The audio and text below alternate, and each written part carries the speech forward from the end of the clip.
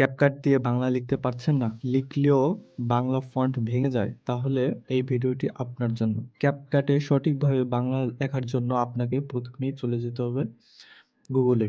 এখানে সার্চ বারে এসে লিখবেন Bangla font for CapCut, search করবেন। তারপর এখান থেকে লিপি ঘর ফ্রি বাংলা ফন্টে চলে যাবেন। তারপর এখান থেকে স্ক্রল করে নিচে আসবেন, এখান থেকে ফ্রি ফন্টে ক্লিক করবেন।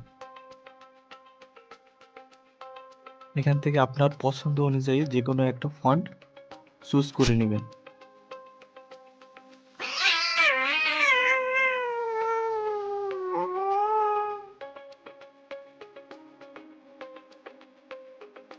ডাউনলোডে ক্লিক করবেন। তারপর এখান থেকে আমি আগ্রহী নই এটি ক্লিক করবেন। উপরোক্ত বিষয়ে আমি একমত মার্ক করে দেবেন। তারপর ডাউনলোডে ক্লিক করবেন।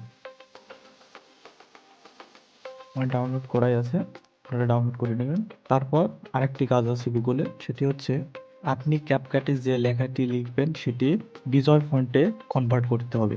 কনভার্ট করার জন্য আপনি চলে যাবেন গুগল সার্চ বারে, এখানে এসে লিখবেন ইউনিকোড টু বিজয়। সার্চ করার পর এখানে এই যে দ্বিতীয় নম্বরে যে ওয়েবসাইটটি আছে, তারপর এইখানে আপনি যে লেখাটি ক্যাপকাটে লিখতে চান সেটি এখানে লিখে দিবেন।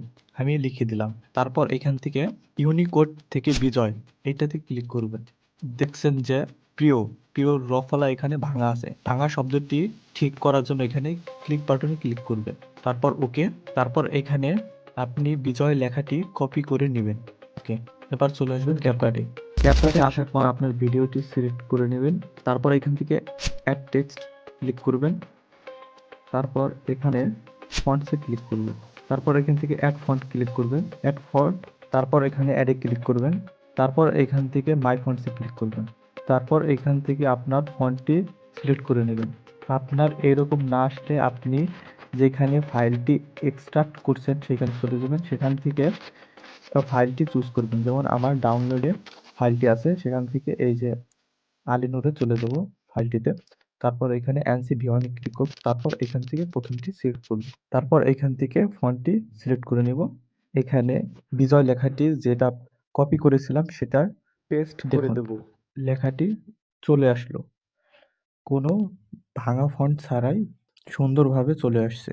তারপর এখান থেকে টিক দিয়ে দেবেন। তো এইভাবে করে আপনার বাংলা লেখাটি ক্যাপকাটে লিখতে পারেন। তো এই ছিল আজকের ভিডিও। যদি আপনাদের কিছু জানার থাকে তাহলে কমেন্ট বক্সে লিখবেন, আর লাইক অ্যান্ড সাবস্ক্রাইব করে পাশে থাকবেন। আল্লাহ হাফেজ।